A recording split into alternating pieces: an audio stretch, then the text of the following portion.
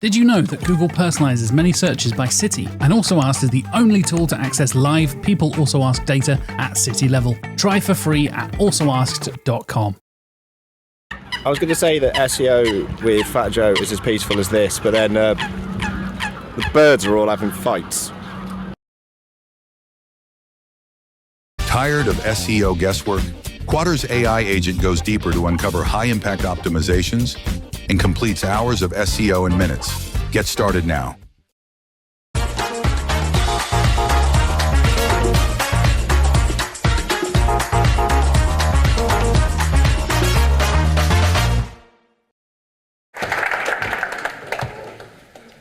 Good morning, everyone. My name is Kieran, and this is my talk on fueling the e-commerce growth engine, reporting that drives smarter decisions. It's a non-marketing talk. What that means, I'm going to spend the next 20-ish minutes giving you a bit of insight on how you can maybe use your existing reporting and data to drive some smarter decisions.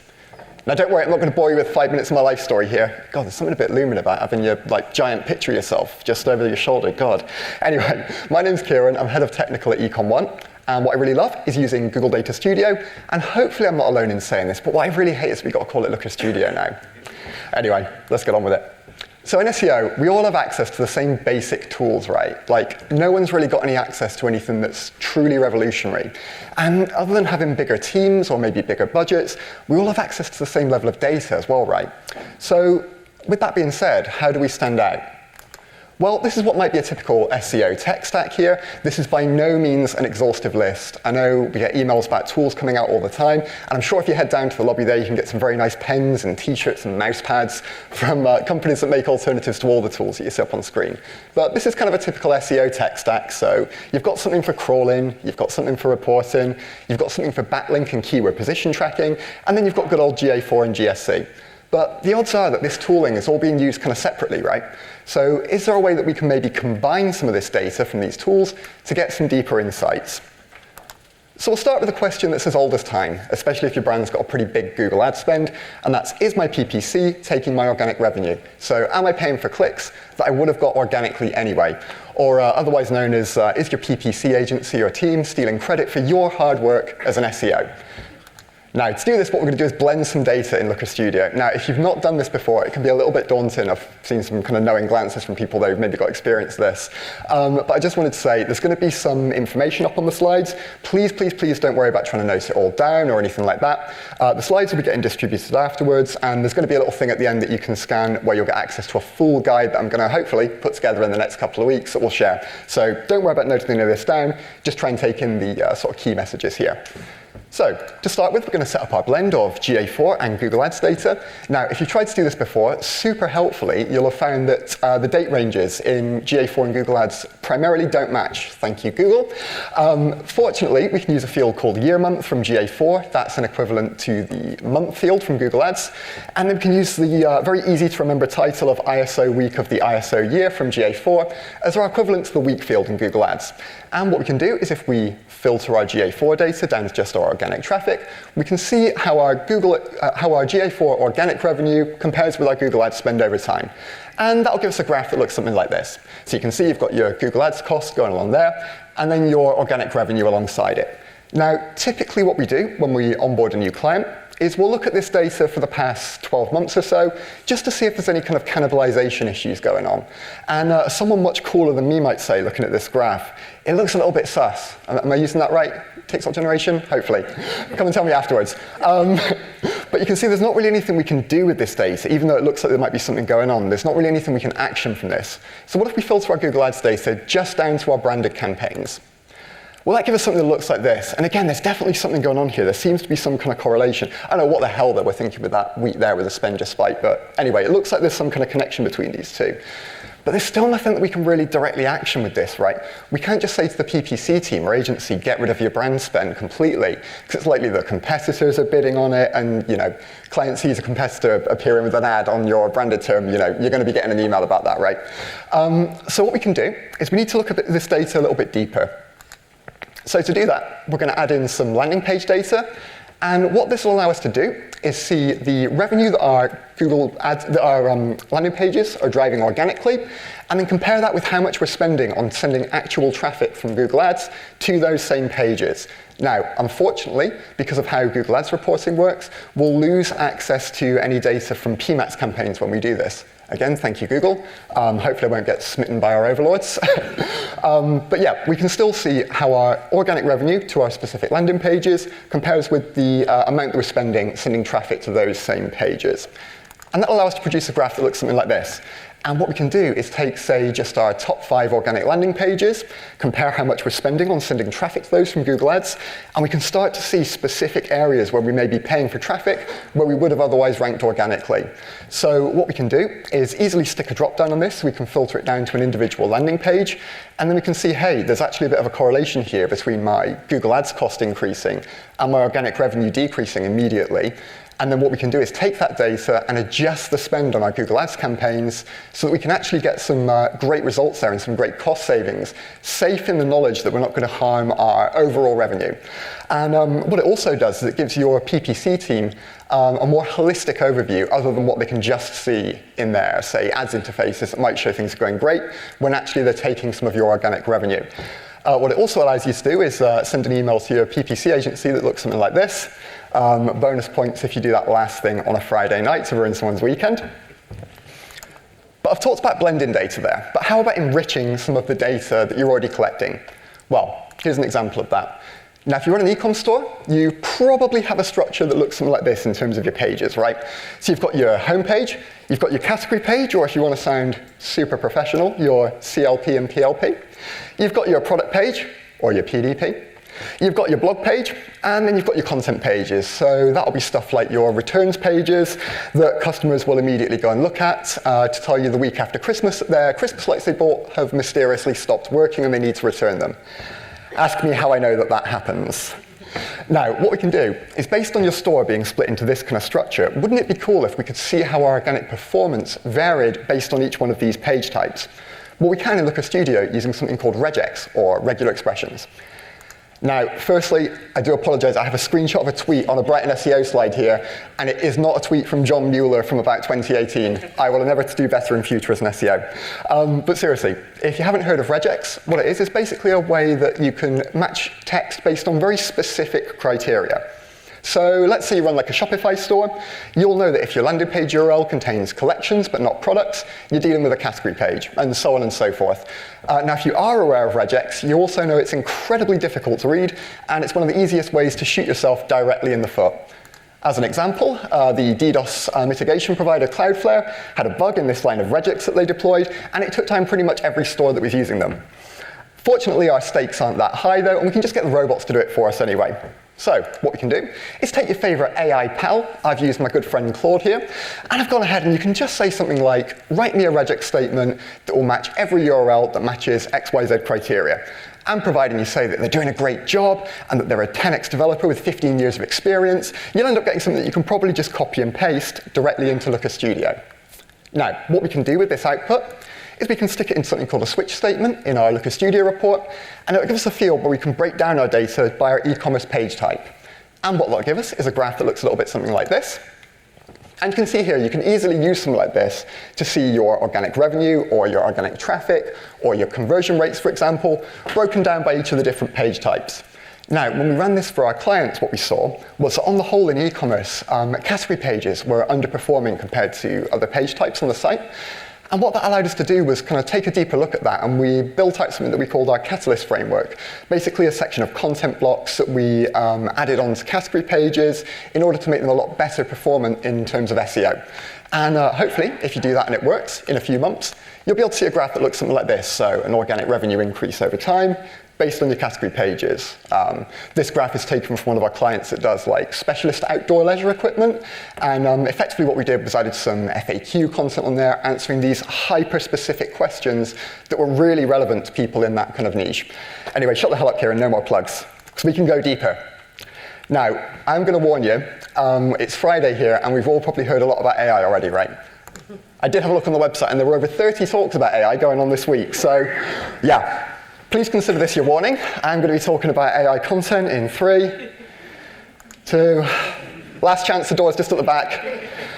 Right, let's get on with it then. So, let's talk about AI ranking factors. Now, this is a study I found from Growth Memo and Profound, and what it basically looked at was the top 10% of sites that rank in AI search tools. So that could be AI Overview or Perplexity, anything like that. And then it compared them to the bottom 90% that didn't rank.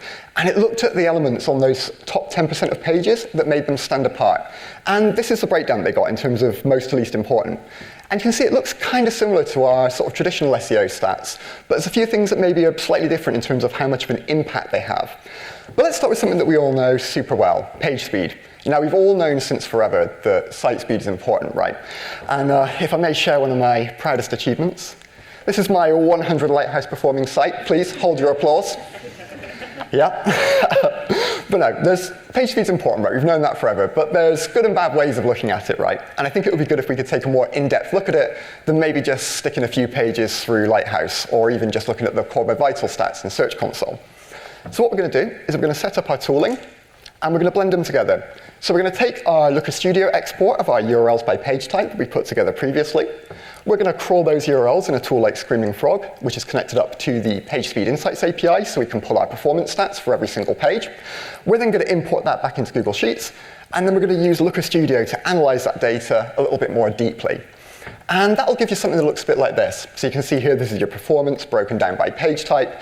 And this is a great way for you to see if there's a particular type of page that's maybe dragging down the performance of your site as a whole. But what we can also do is we can go a little bit deeper than this and start looking at it on a URL level basis, right? So what we can do with this is set up the fields. And here's a little Looker Studio tip for you. If you were to, say, duplicate your performance score or your LCP metric, you can then set it up with an aggregation of average and a comparison of percent difference in the total, and it will give you a field that will show you the percentage difference for each of your URLs from the average for all of the other product pages on your site, for example. So for easier explanation, that will give you something that looks a bit like this. So you can see here we've got all of our category URLs or all of our product URLs, and then we can sort this by how different their performance is from the average for all of our other product pages on the site, right? And that's super useful because you can begin to see, like, hey, is there a particular selection of my products that are slower compared to the rest of my site? I can then investigate them a little bit more deeply and see maybe, hey, there's an integration on there that's maybe slowing things down over time.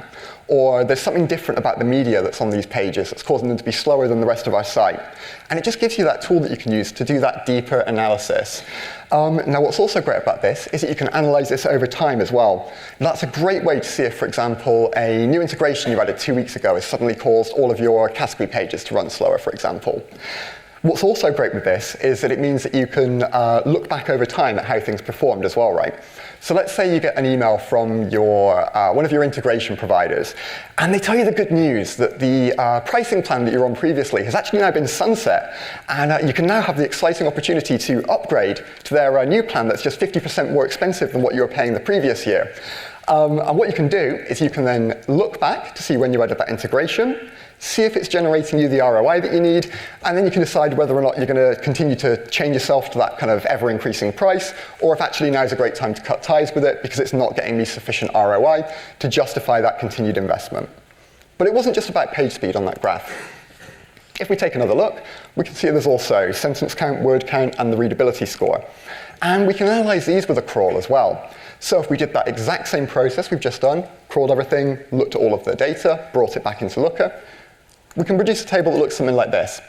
And what you can see here is, say, all of our category URLs, their sentence count and their readability score, and then a percentage difference from the rest of all of your other category pages on the site.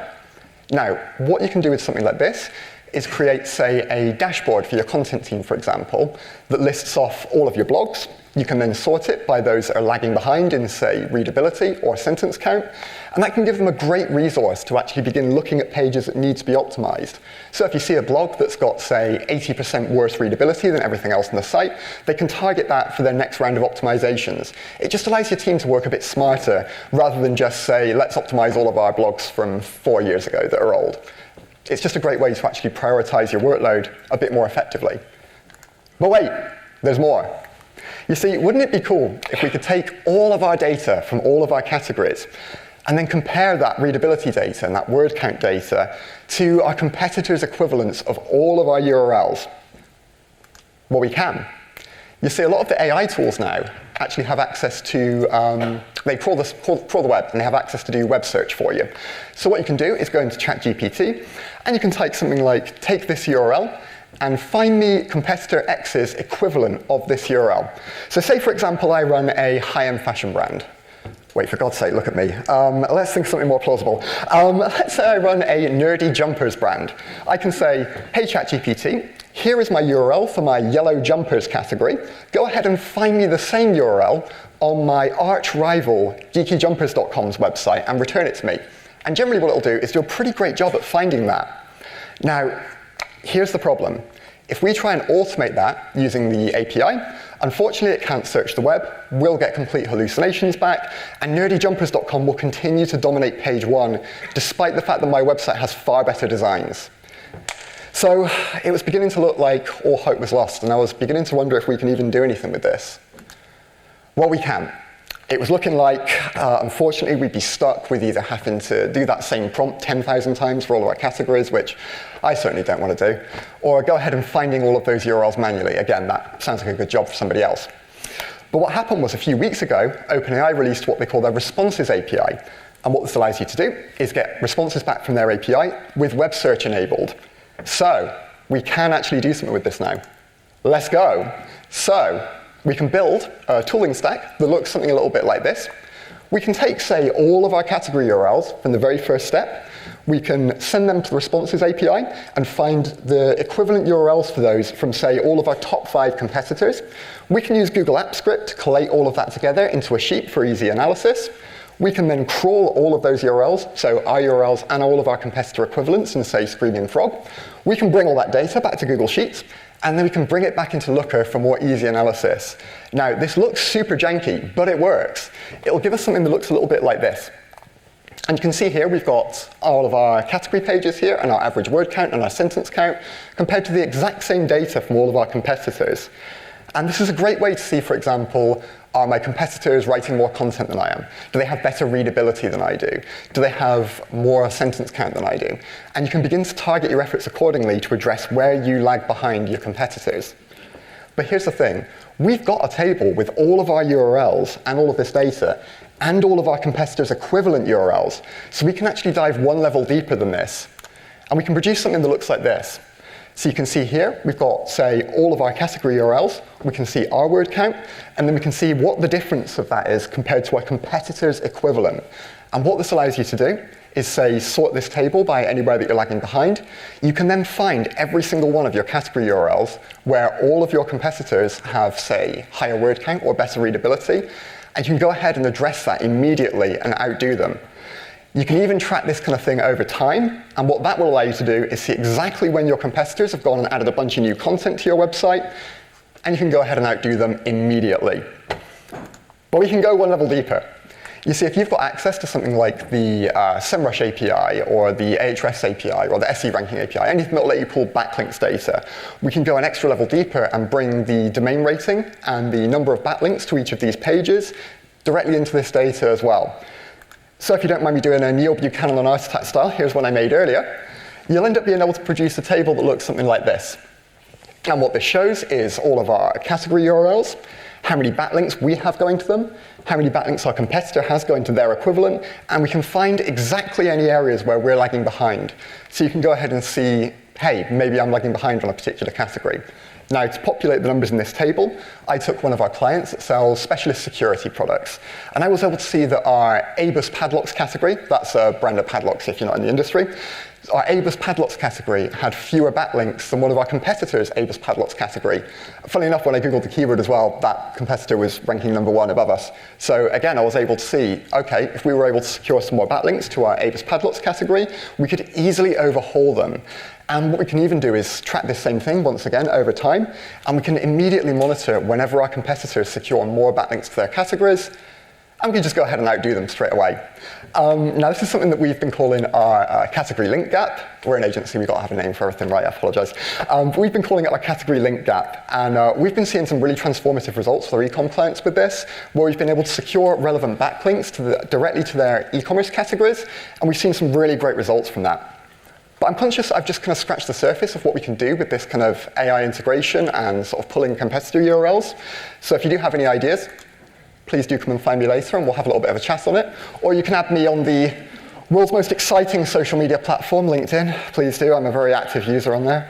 And you can also scan the thing and get the full follow-up guide, which I'll hopefully be writing in the next couple of weeks. I've been Kieran, have a wonderful Friday.